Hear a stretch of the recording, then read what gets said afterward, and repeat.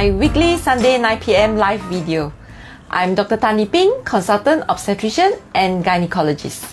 So this month, April month, which is Caesarean Awareness Month, so I have dedicated the entire month to purely topics on birth. For the last 3 weeks, we have been doing different aspects from many topics from different aspects of birth.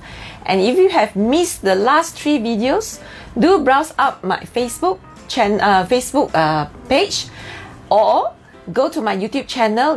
Dr. Tan City Clinic is my YouTube channel. Go to my YouTube channel. Please subscribe if you have not, and turn on the notification button if you have not do so. Okay, for the last few weeks, other than answering your questions and giving you all the knowledge that you want to know about birth, I have also many times talked about my book. And my book, I have not introduced it so far. Today I'm going to introduce. This is my book. This is my book. Okay, this book is, although the topic is Caesarean birth, but actually it's not really talking about Caesarean birth, but rather ways to prevent Caesarean birth.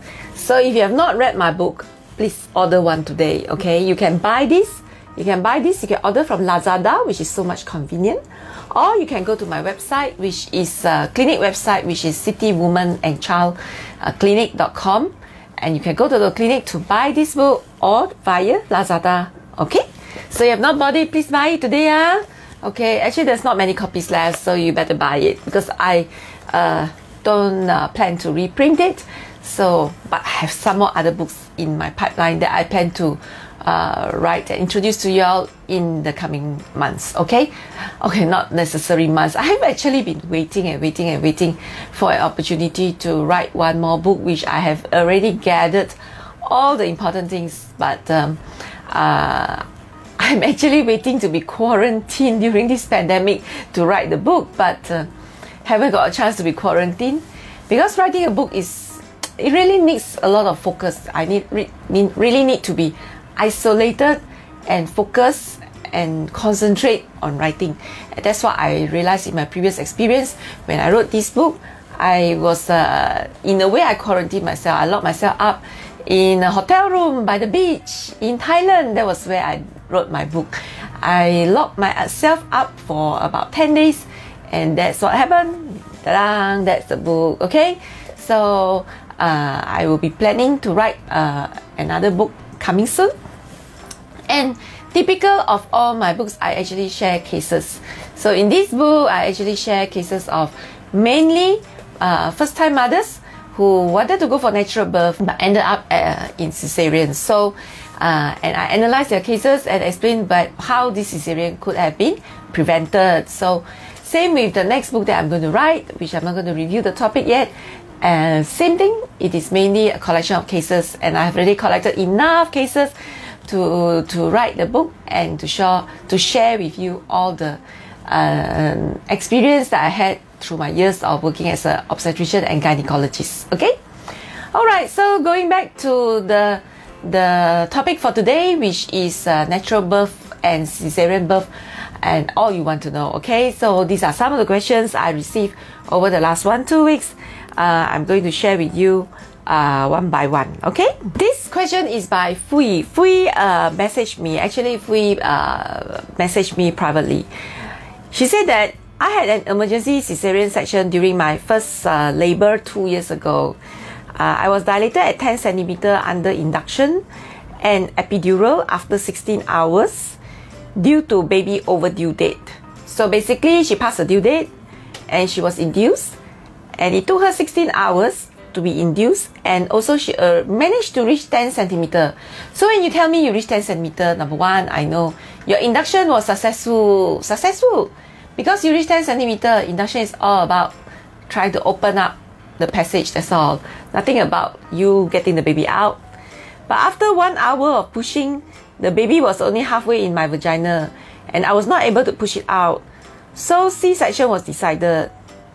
May I know, for your opinion, if VBAC is possible or likely same thing to happen again? Okay, so I asked her about the baby's weight, which is 3 kg, and her height is 153 centimeter. Okay, so when you have already 10 centimeter and the baby cannot come out, And 16 hours of induction is not really very long. For induction is quite reasonable, 16 hours. And if you have reached 10 centimeters and the baby's head cannot come out, there are only a few reasons. It means it's really stuck. Most likely it's stuck. It's stuck. Is it stuck because the baby is too big for you? If the baby is extremely too big for you, you won't reach 10 centimeter. You will stop at like 7 centimeter, 8 centimeter, which is what we call secondary arrest. But if you reach 10 centimeter, which means that the baby is not like extremely too big for you, but it could still be big for you, so it is stuck there. That could be one of the reasons. The other reason is the position of the baby's head. You must understand, we say that the ideal position for baby's head is for the baby to look down onto the floor when it comes out. So the baby actually bend his head to the front and look down and come out. But some babies they're not so good. They are a bit naughty, They don't want to come out like that. They may come out like that, or they want to go out like that, or like that, or like that. All these actually increase the diameter of the head, and because it increases the diameter of the head, actually it's more difficult to come out. Of course, her height is 153 centimeter. Is just on the borderline. I would say I wouldn't call that. I don't call that short, but on the average height, slightly lower average. So 3 kg baby by right, it is a weight that can come through, but really difficult to come through. So for someone around that height, 3 kg is like the most they can give birth lah. It's like almost their maximum capacity for them to birth a baby out is around that height. Of course, I don't see her myself. Sometimes height is not the only factor, but the frame of the mother. So I cannot 100% say that the baby can be a bit too big for her or on the big side for her, but it's definitely on the big side for her because she is based on her height. 3 kg is like on her maximum, it would be the maximum size or nearly the maximum size that she could give birth.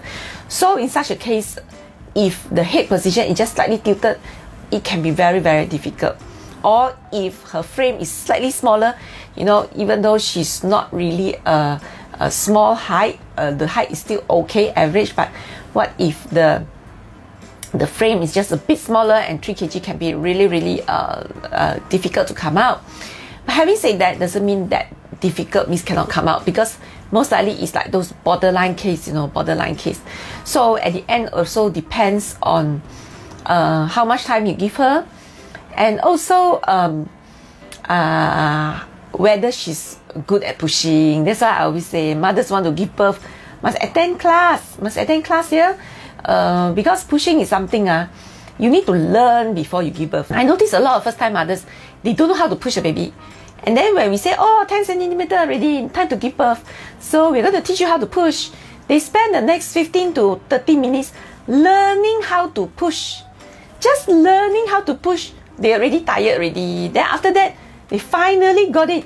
We're like, you finally got it. You finally know how to push. But you're half tired already. Then your energy also come down already. So that is why it's very important to learn how to push the baby, out before the day of birth. Okay, so number one, maybe she already tired after 1 hour because she spent quite some time trying to learn to get the right way to push a baby. So she already tired. That could be one reason. Another reason is actually on epidural, 1 hour is not enough. So if you follow all guidelines for epidural, we can give you 2 to 3 hours. Yeah, we can give you 2 to 3 hours. Partly is because once you're on epidural, your force to push the baby is not so strong. So we can actually give you 2 to 3 hours before we say you must Caesar. So in such a case, although it's not commonly practiced, I'm not saying that her doctor did the wrong thing or her doctor simply operated. No. It's very common around Malaysia that we only give 1 hour. Poor mother, we only give 1 hour, but actually according to guideline it's 2 to 3 hours. So we don't know actually, because we never asked her to push for 2 to 3 hours. If we ask her to push for 2 to 3 hours, maybe the baby will come out already, or maybe not. Maybe she's so tired, so tired that if we give her a bit more longer time, it won't come out anyway. But sometimes I just like to share about some of the cases that I had. You know, sometimes for us, doctors, nurses, midwives, when we see the patient pushing and very tired, we do occasionally help the patient to push. So we put a hand on top of that and then we help to push the baby down for them. There was this one case I still remember. She was a nurse in my hospital and she was pushing for so long and she's really tired. And then she also got epidural, so we gave her a bit more time. So when she looks tired, everybody started pushing for her. I started helping to push for her. My midwife started helping to helping her to push. And then after that, all of us are so tired. And then we saw the baby is already just there, you know, it's like just there. The little bit more we know, but everyone is tired. Patient is tired, doctor is tired, midwife is tired. Who else is not tired in the labor room? Then we're looking around. And then we look at the husband. Wait, you have not been doing anything. So we told him, Mister, you saw the way we push, right? It's just there, it's just there, it's just there. See, Mister, it's just there. Yeah? So can you please help your wife? Just that push. You know what? He just pushed one time, you know, just push, and then the baby hole pop up already. And the husband is like so energetic, never do anything. We're all like so exhausted. So we do help, but not all cases lah. We also see cases lah. Some cases that if we really think it's impossible, maybe people don't help. But when we think it's possible, that's what we'll do. So, but I'm not there in her birth, so I can't tell anything. But one thing she asked this time, she asked one thing: is there a chance for her to do VBAC, or will it end up with the same problem? Like I always tell people, you want to choose a VBAC, you can choose a VBAC, but don't walk back the same path. Yeah, don't walk back the same path. So in her case, number one, I wouldn't want my baby to be 3 kg the next time. No way, no way, no way, no way. So I'm going to take care of my diet throughout my 9 months. I'm going to make sure that the baby doesn't go more than 3 kg. If the baby is going to be equally big, I will want to induce my baby earlier. You see, she ended up with induction, but she induced a 3 kg baby. Had she induced 1 week before that, the baby would not be 3 kg, maybe only 2.8. So that is the difference. Still the same, you're going to induce. I always tell a lot of mothers, you're going to induce now, you're going to induce later. At the end, you're going to induce. If at the end, you're going to induce, better induce now, why induce later? It's still the same, unless you think that later you won't induce. But if you end up having to induce later, better induce earlier. So first thing, I will control the baby's weight. So if I cannot control the baby's weight, then I will induce earlier. I won't wait until my baby is so big. That is the first thing, one thing. Next thing, I will definitely attend classes. I want to know how to push the baby. I want to know how to push the baby. Okay, maybe one thing is that the fourth, I don't want an epidural, because epidural actually reduces your energy to push. It reduces your energy to push. You don't have so much energy, force, because you're weakened. Your muscles are weakened. You know, your muscle below your waist is already weakened. So the amount of muscle you can use to push your baby is already reduced. That's why we actually supposed to give you 2 to 3 hours, but then nobody give you 2 to 3 hours. So at the end, your chances of ending up with seizure is quite high. So I don't want to take epidural. So I must think now, I'm not going to take epidural, then what I'm going to do. So attending a class like hypnobirthing to cope with the pain is important. Number 2 is I want to learn how to push. I'm not going to wait until last minute only know how to push. And I'm not going to take epidural. So these are the things she has to think. And last of all, good news lah. Good news for someone who has reached 10 centimeter. You know, your passage already open 10 centimeter. The next time when you try to for VBAC, the passage will open very easily already. It's no longer first time baby, so it's going to open quite easily. So opening is going to be quite easy. Okay, so the only thing is I don't want a 3 kg baby. I want to have more force to push. So I want to I don't want my epidural. I want to be given I want to have more energy and more power to be able to push this baby out. So these are some things that I would do for her. And another thing also, I would probably do more exercises during my 9 months of pregnancy. So that's the thing, you know, a lot of Asian people don't exercise during pregnancy. Oh, sit, lie down, walk, sit, stand, walk, lie down. Oh, that is not exercise, okay? You need to exercise. You need to exercise your core. You need core strength. You need core strength to push your baby out. So if you've not exercised for 9 months, where your strength going to come from? Okay, get out of bed also. Dear husband, please pull me up. If you ask your husband to pull you up from the bed, then where is your core strength going to come? So never ask your husband to pull you up from the bed. Yeah, and husband, never help your wife out of the bed if she's pregnant. Ask her to get out herself, okay? Cruel, yeah. Okay, but that is good for her because she need to have a core strength. Without a core strength, then she have not enough energy to push. So in her case, these are things we can do. We try and minimize the weight that she has to push, and we try to increase the weight for herself by not using epidural and also exercise throughout the 9 months of pregnancy. So I think that's all that I think she needs to do, because if she had done this in the first pregnancy, maybe she would end up with natural birth and not cesarean. Okay, so these are some of the things we do in my VBAC seminar. I actually run the VBAC seminar 4 times a year. 4 times a year. If you have a previous Caesar and you think you want to try natural birth, it's very important to attend my VBAC seminar, yeah? I do it 4 times a year, yeah? Don't say you forgot, don't say you missed it. 4 times a year, you cannot be missing it. Because in the seminar, we actually discuss about a lot of situations about cesareans that could be avoided and the things that they need to take care throughout the 9th pregnancy, and we analyze your case as well.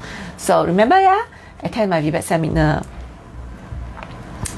Okay, to know when the VBAC seminar, follow my Facebook lah. We will announce it in our Facebook, okay? I announce it in my Facebook as well as my clinic website. Elizabeth Lim, okay? Elizabeth asks, is Lame's breathing truly useful for a painless delivery in your experience?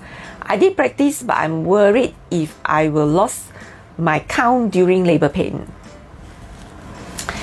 When we use breathing technique to reduce labor pain, it is supposed to work up to a certain extent. It's not 100% no pain, okay?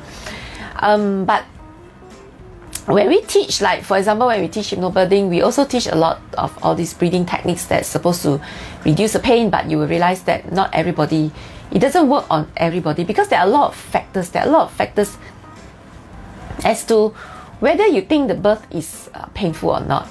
Okay, so this is how I look at birth from the years of working.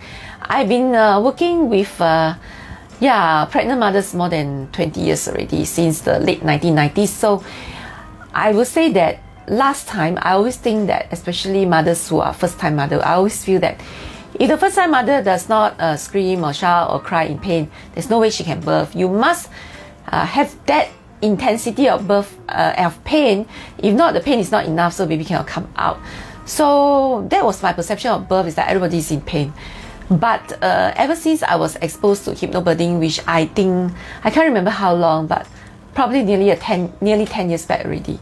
So when I was exposed to hypnobirthing, then I started seeing a lot of mothers actually, they have so-called pain-free birth. Honestly, they have pain, it's just that the pain is bearable. Now the question is why some mothers' pain is bearable and some mothers' pain is not bearable. Actually, it is very much not just the breathing technique. In fact, the breathing technique only maybe play around 10% or 20% only, but it's more of the perception of birth.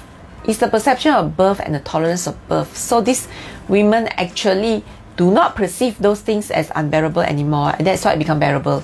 Because we do see a lot of mothers who, like at home, when they are in early labor, they're still okay one. When they reach the hospital, they walk to the hospital, they walk to the labor room, they're still okay one.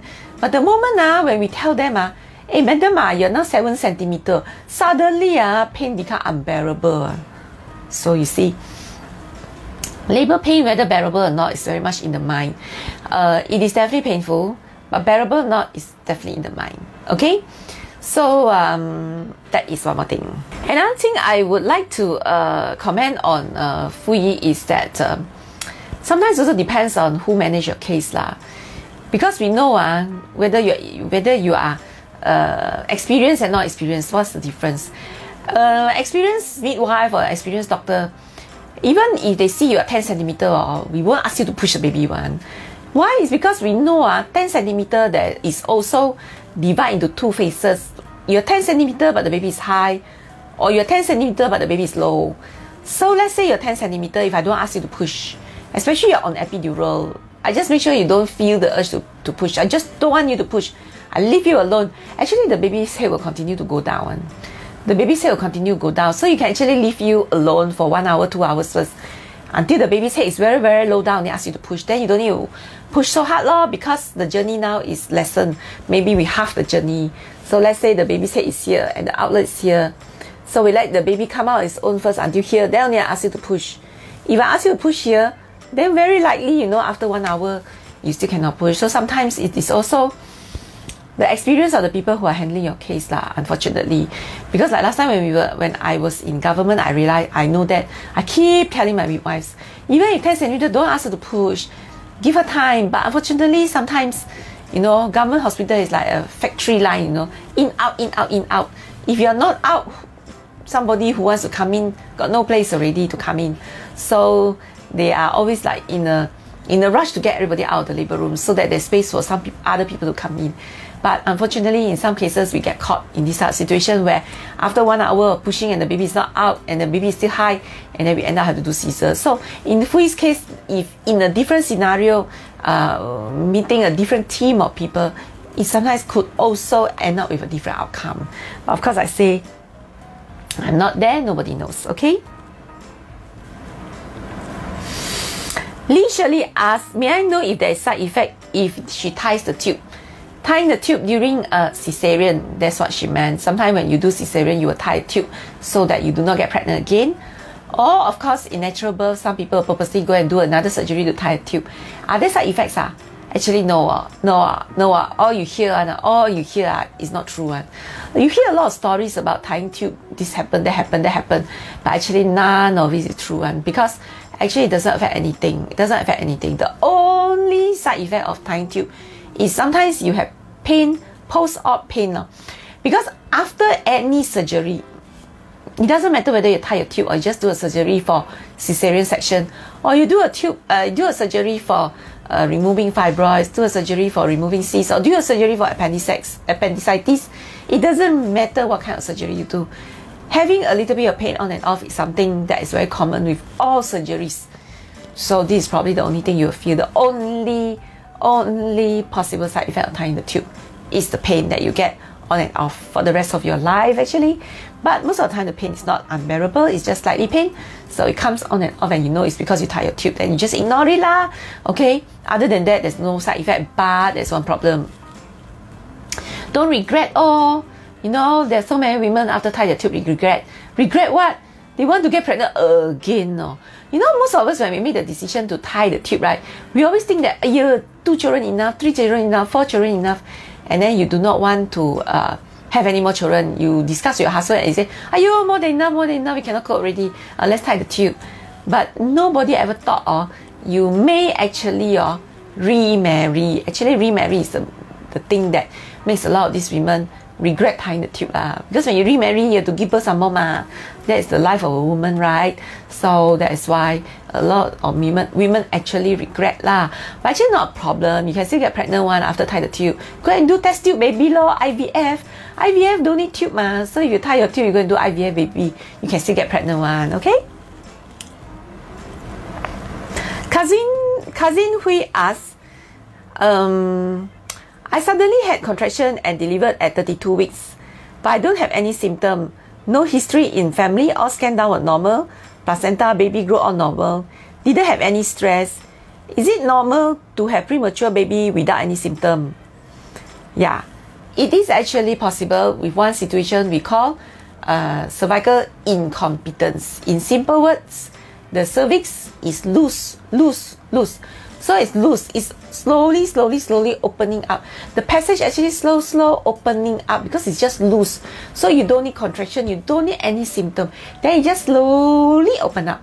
And then it slowly open up. And then suddenly you give birth. Okay, this is cervical incompetence. So definitely it will happen again because once the cervix is loose, it's always loose. And not only always loose, it gets looser and looser each time. So the next time you will give birth even earlier.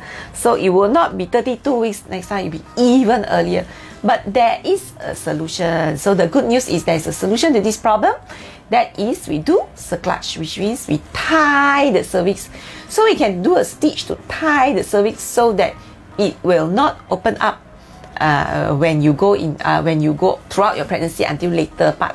So you can help to hold your baby to a later period. So all you need is the cervical cerclage.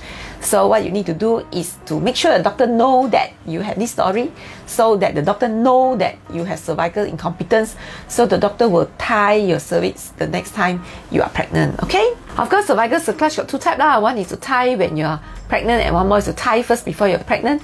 But most people will do the first one first, that if we tie during pregnancy first, because that is a much straightforward surgery.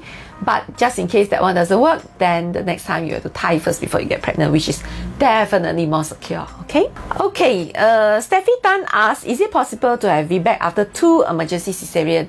I think this topic, it doesn't matter whether it's emergency cesarean or non-emergency cesarean. This topic I've covered in my previous talks, which is previous video, I think is either last week or the week before, on whether you can have VBAC or not after 2 Caesar. It is the same. It doesn't really matter whether what do you call that, whether it is a cesarean emergency or not. Okay. Then next, Vivian Ko asked me to talk about epidural. She asked, what is epidural? How about epidural? Epidural, to me, it is good because it is the only way a woman can have a pain-free birth. If you want totally no pain, it has to be epidural. So it's good in that sense, but it has some disadvantage when it comes to, like in Fui's case, because when you want to push, you actually have less muscles that you can use because some of the muscle already numb and weakened, so you can't use it. So you have less muscles to use in the process of pushing the baby out. And as a result, sometimes because of epidural, you may actually end up with a Caesar if you cannot push the baby out. So that's why when you decide to take epidural, you must also learn how to push, so that this pushing action, it is like subconscious, you know, it's like muscle memory already. So every time when it comes to the time the nurse asks you to push, you already know exactly what to do, you know, because you have practiced it 100 times, 1,000 times before the birth itself. So that's why attending classes, learning how to push is very important. So if you want to know a class that teaches all these things, is my antenatal class, our Journey to Parenthood seminar that is run online 4 times a year. Yeah, 4 times a year. So do look out for it. We post it up in Facebook, and do register for it when the time comes. Okay. Vivian asks, any suggestion for gestational diabetes mother? Gestational diabetes mother, other than taking care of your diet for birth, yes, you have no choice, but you have to deliver earlier. Depending on how good you control your sugar, maybe you have to deliver by your due date or 2 weeks before your due date. So nothing special, you have to deliver. It's the word deliver, is a word we never say is cesarean or induction, but most of the time it's induction. So if you want to induce a baby, key to it is also we try to keep a baby smaller lah. Because when it comes to induction, if your baby is too big, especially with diabetes mother, sometimes you can get very, very big baby. So we don't want very big baby lah. So try to control your weight throughout your whole pregnancy. Take care of your diet. Keep your baby nice and small. Yeah, it's very important to keep your baby nice and small so that it's easy to come out. Next question is from Elizabeth Lim again. When should we start perineal massage? So perineal massage, if you want to know, this is a massage that we do, and I do teach that in my classes as well, to widen the perineum, so that you want to stretch your outlet. You want to stretch your outlet so that baby easier to come out, and your outlet can stretch more, so you don't tear so much. Because number one is we worry you tear too much because your outlet is not stretchable. Number two is, even if we were to cut an episiotomy, you know, your cut can somehow extend more, you know, if your private part, your outlet, the passage out is not stretched enough. So doing perineal massage is very good because it actually stretches it. You want to know how to do? Attend my Journey to Parenthood class here. By that time, remember to register. So follow my Facebook, okay? Okay, so when should we do? That is Elizabeth's question. We usually do only 1 month before the due date. We start at around 36 weeks. Don't need to do too early. Do too early, keep doing, also no point. You want to do towards the end. We want to do towards the end, shortly before your birth. So you start doing it, and then every day you have to keep doing it to maintain it. Because that thing, if you stop doing, then it will shrink back one. It will tighten back one. So you have to do it every day. So you do it every day. So not practical to do every day for 9 months, right? So you just do towards the end. You don't do so early, okay? All right. Let's see what other questions we have today. So remember, today is actually the last live video on this topic, okay? Because this month is Caesarean Awareness Month, so everything about birth. So for any of you who have any questions to ask, please ask now, Don't, because there's no more next week, okay? I have to answer everything today. Next week, I'm going to cover a completely different topic. So today is the last, so put your questions up today. If you have missed all the previous topics, please go to my YouTube channel, Dr. Tan City Clinic. Remember to subscribe, And then, or else you can also browse through my Facebook over the last few weeks, okay?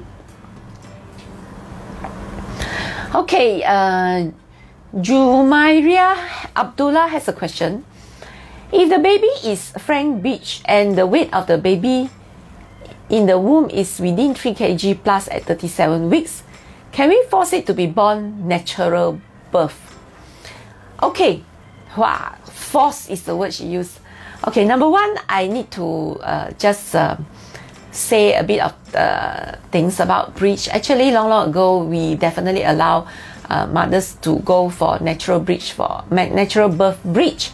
But the thing is, long ago, we do it every day, we do it every day. So every doctor also know how to deliver a breech baby. So if you go into natural birth and the baby come out, your doctor know how to deliver, I don't see a problem.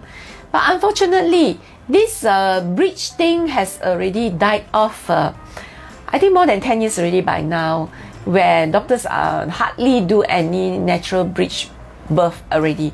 So if you're talking about younger doctors, they got no idea how to do it, or they have hardly any exposure or hardly any experience doing it. Then it can actually be quite dangerous if they do not know how to deal. So number one, if you want to have a natural birth for breech, you need to find a doctor who is confident to do it. A doctor is only confident to do it if it's an old doctor like me, old. Those days we do it every day so we all know how to do. And the other thing is, it's also a doctor that has always been doing. That means it's not like she has done before, but last 10 years she didn't even do one. Then maybe lost confidence already. But if they still do on and off, then I'm sure they can still do it. So breech birth is not actually that difficult to receive, to attend. But there are certain criteria in which some breech cannot have natural birth one. So it's not just the type of breech, but the baby size of baby, the position of the head, and other factors that we want. The main thing we look at is that the position of the it's not just whether it's frank or not frank. We also want to know the position of the head, the amount of water inside, the size of the baby, the size of the mother. There are a lot of things we look at before we can say yes. Because those days, even though we deliver breech every day, we don't actually allow all breech to deliver every day. Some of the breech we also ask to Caesar one, a small number because they don't fit the criteria that we consider as safe for vaginal breech. Trust me, this is a favorite exam question. Favorite exam question those days. What are the criteria to allow breech for natural birth? So there are criteria that you have to meet one. So it's not just what type of breech, okay? So, but generally I always say, always go and try ECV first. Always go and try ECV. Because ECV is also quite simple, relatively risk-free. And if you have a successful ECV, then it doesn't matter where you give birth. Everybody know how to deliver a baby for you. So always try to do an ECV first. And again, not all doctors do ECV.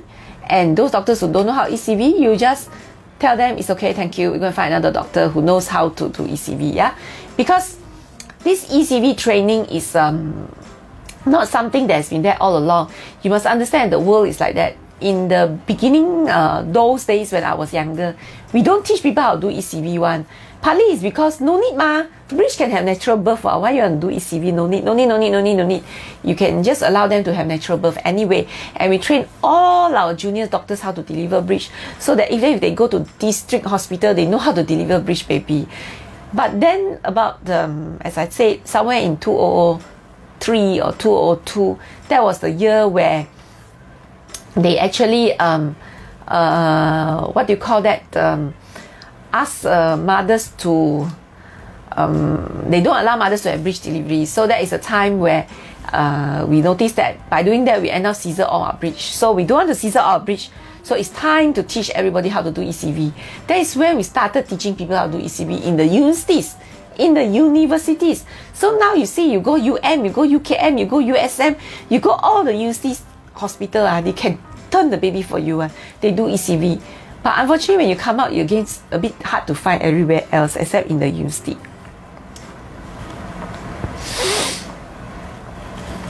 I have one more question here. This is a mother. She said, I'm 151 centimeter and my firstborn is 3.3 kg. Emergency cesarean due to secondary arrest. Secondary arrest means the passage open up to a certain centimeter, maybe 6 or 7 or 8, usually more than 5, and it stopped there and it refuses to open anymore. So usually when we say secondary arrest, it is due to something that means it means the baby is stuck already, stuck, cannot go through. So in her case, she's 151, even shorter than 3, and baby is 3.3 kg, even bigger. So this baby can be a bit technically difficult for this mother. Her current pregnancy, she scanned at 28 weeks, and the doctor say the baby is bigger than the first one. My weight increased only 4 kg so far, so she's been taking good care of her weight. She was 60 kg before pregnant. Unfortunately, she was overweight before pregnant. So we want a normal weight, when you're pregnant.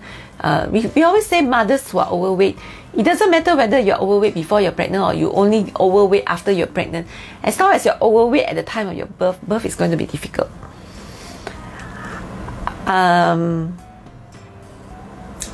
So I think my baby is big not because of my diet but genetic. Okay, yes, but you are still overweight, so it does affect the passage, because when you're overweight, the passage is still smaller.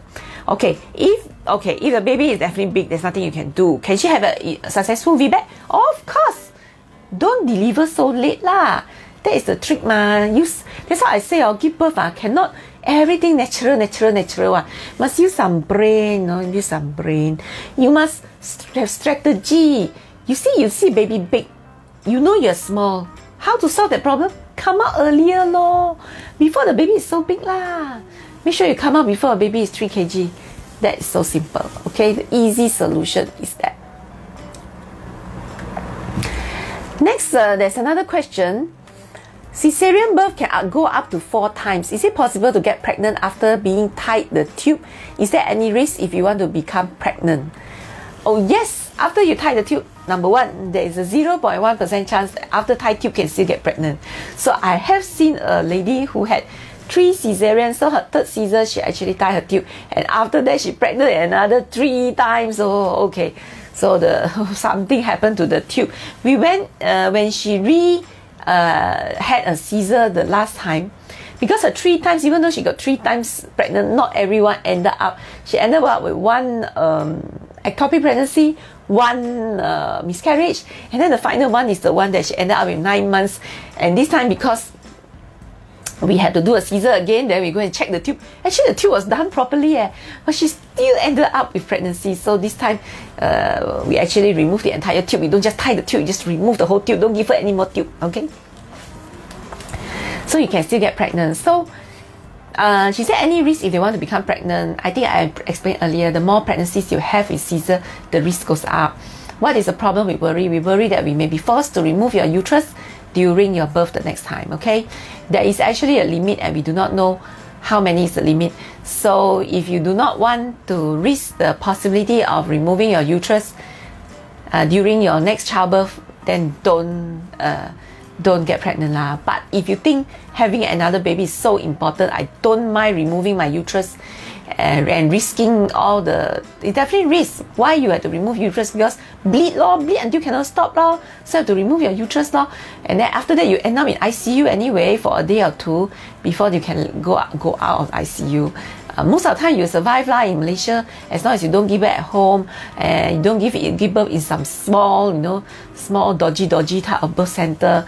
You definitely survive one, because we got ICU, we got blood bank, but we may need to remove your uterus. So if you think having another baby is so worth it, removing uterus is fine, then go ahead. Nobody can stop you. I always feel that we can't stop you, and then women it's like that one. They don't mind risking anything just to have a baby. So that is ultimately your choice, but you need to understand there's a possibility that you may end up losing your uterus, having severe bleeding, almost die in ICU, blood transfusion.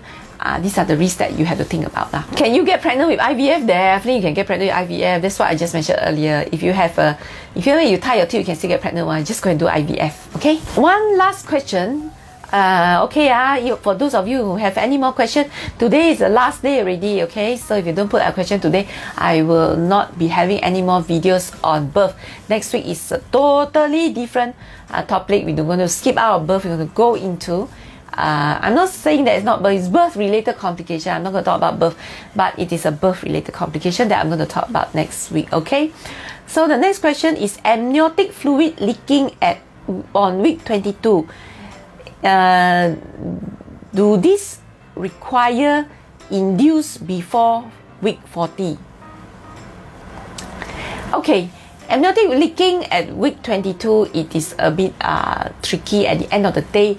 It all depends. It is not a must. Depends lah. Number one, we want to see whether your leaking will continue all the way until later part of pregnancy. So if it keeps continuing, nobody will keep you until 40 weeks lah. We will take it out. We will take it out earlier, or very often, actually, if the leaking keep continue, you end up having infection, then we have no choice but to deliver you. If 22 weeks you are leaking, you never reach 40 weeks. If you keep leaking, it's not because we don't want to let you wait until 40 weeks, but rather we may be forced to deliver you because you will have end up with infection anyway. But there is also another issue that we have to think about, is the lung development. If your amniotic fluid is leaked, but how much of fluid still in your uterus? In your uterus, do you have a lot of fluid, or little bit fluid, or no fluid? If you no fluid, then the baby's lung cannot develop. So very often in this type of babies, even if they are born, they do not survive. So we have to think about all these things lah. So these are the things we have to think about. Okay. Anything you can pay attention. There's actually nothing to pay attention. If you got amniotic fluid leaking, you have to tell your doctor, and your doctor will decide whether you need admission. If you need hospitalization, you'll be staying in the hospital all the way until you give birth. That's normally what the case. Or, of course, sometimes if you're lucky, then you actually admitted to the hospital after a couple of days or weeks. Then the fluid actually stopped leaking, and then we scan you and we saw that inside your uterus, the fluid level has increased back to normal. Then, of course, you can go back and life can go back at normal. It goes back as normal, and we do not need to deliver you exceptionally earlier either.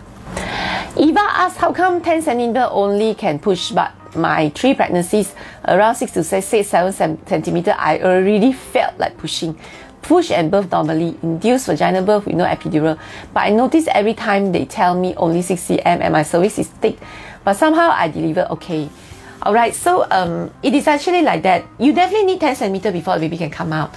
But at 6 centimeter, if you feel like pushing, that means the baby's head is low. So you see, ultimately we must look at the baby head whether low or high. If you have 10 centimeter but the baby's head is high, then actually it's not encouraged to push. It's actually not encouraged to push. Although it is a trend, it's a common practice that everybody asks people to push when they're 10 centimeter. When you're 6 or 7 centimeter, if your head is very low, that is why you want to push. If you're 6 and 7 centimeter but your head is very high, then you won't have the feeling of pushing.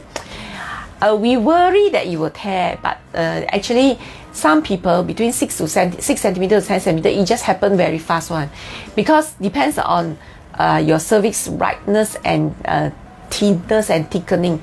So sometimes cervix can thin down very fast, and then in a very short while it actually become 10 centimeter. You don't actually know, because you are 6 centimeter and you start pushing. Nobody put your finger in and keep watching your cervix opening up. No, so people check you 6 centimeter, then they take your hand up, and then after another 2-3 push, you push already, your baby out. But maybe at that time, definitely already 10 centimeter, you're no longer 7 centimeter anymore. Because 7 centimeter, definitely the baby cannot come out. If the baby come out, definitely it will have tear lor. Okay, so, but you can actually dilate very, very fast. Okay? Alright, so it looks like these are all the questions you have today. Alright, so for those of you who have missed the previous videos, do go and look at my YouTube channel or my Facebook. Just browse out the Facebook and look for all the other videos. And for all of you who have not bought this book, yeah, please order today, yeah, from Lazada or from my website, City Woman and Child Clinic, yeah. Okay, alright, so that's all for today. Since you have no more questions already and I've answered all your questions you have. So if you have any more questions, whether related or not related to this topic, you can always still privately message me, because then I will see. Sometimes I also need some topics from you to get inspiration as to what I want to talk about. So Fatin asked what's my topic next week. I'm going to keep it as a secret, yeah, so you stay tuned to my Facebook and see you again next week, same day, same time. Thank you and bye-bye.